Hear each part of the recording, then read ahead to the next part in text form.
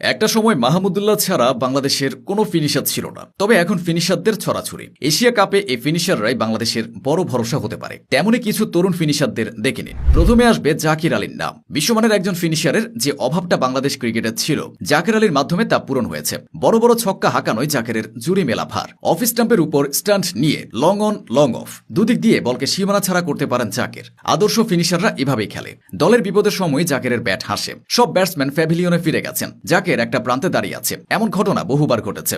উপযুক্ত সঙ্গী পেলে জাকির আলী তার ইনিংস লম্বা করতে পারেন। মাঠে জাকিরের উপস্থিতি আলাদা করে চোখে পড়ে। তার সরব ও চনমনে উপস্থিতি দলের পারফরমেন্সেও ইতিবাচক প্রভাব ফেলে। তবে এক দুটো ম্যাচে খারাপ করলেও সমালোচনাটাও থেমে থাকে না। বিশেষ করে তার সীমিত শর্ট রেঞ্জ আর অতি লেগ সাইড নির্ভরতা নিয়ে কথা হয়। জাকির সেসব থোড়াই গিয়ার করেন। রানের পর রান করেই তিনি সমালোচকদের মুখ বন্ধ করে দেন।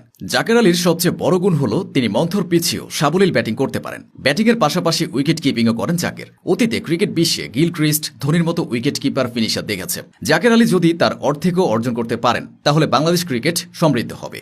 ক্রিকেটে জাকিরের প্রিয় খেলোয়াড় মুশফিকুর রহিম। মিস্টার ডিপেন্ডেবলের জীবনযাপনে মুগ্ধ জাকির। হতে চান তার মতো দেশসেরা ব্যাটসম্যানদের একজন। আরেক তরুণ ফিনিশারের নাম শামীম পাটোয়ারি। শামীম যেন বাংলাদেশের ডিভিলিয়ার্স। উইকেটের চতুর্দিকে শট খেলার ক্ষমতা রাখেন শামীম। একসময় তাকে ভাত শামীম নামেও ট্রল করা হতো, অথচ এখন তাকে ডিভিলিয়ার্সের সঙ্গে তুলনা করা হয়। মিস্টার 360-র সঙ্গে তুলনা প্রসঙ্গে শামীম বলেন, ডিভিলিয়ার্সের ব্যাটিংটা একটু অনুসরণ করে বেশি, অনেক ভালো লাগে আমার। সহজাত পাওয়ার হিটিং, কবজির প্রচুর শক্তি আর দুর্দান্ত ব্যাট সুইং, আদর্শ ফিনিশারের সব বৈশিষ্ট্য তার মধ্যে আছে। অনূর্ধ্ব 19 বিশ্বকাপ জয়ী এই ক্রিকেটার তার সহজাত পাওয়ার হিটিং এর জন্য অনেক আগেই সবার নজর কেড়েছে।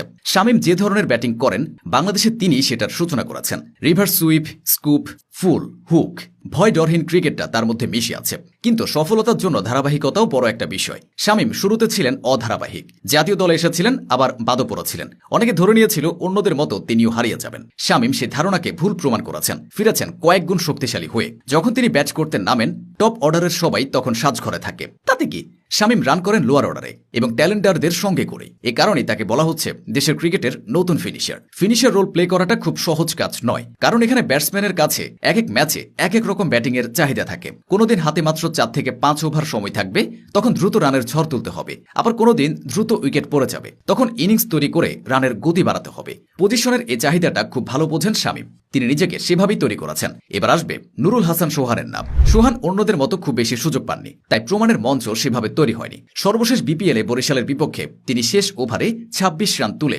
অবিশ্বাস্যভাবে ম্যাচ শেষ করেছিলেন। জাতীয় দলের হয়ে এমন কিছু করতে তিনি নিশ্চয়ই মুখিয়ে থাকবেন। যদিও সোহানকে শুধু ফিনিশার বলাটা ঠিক হবে না, ক্যাপ্টেন্সিতেও তার আলাদা সুনাম আছে। উইকেট কিপিংয়েও তিনি ভীষণ চনমনে। মোহাম্মদ সাইফুদ্দিনও ফিনিশার হিসেবে দুর্দান্ত কিছু করতে পারেন। মাহমুদুল্লাহ রিয়াদের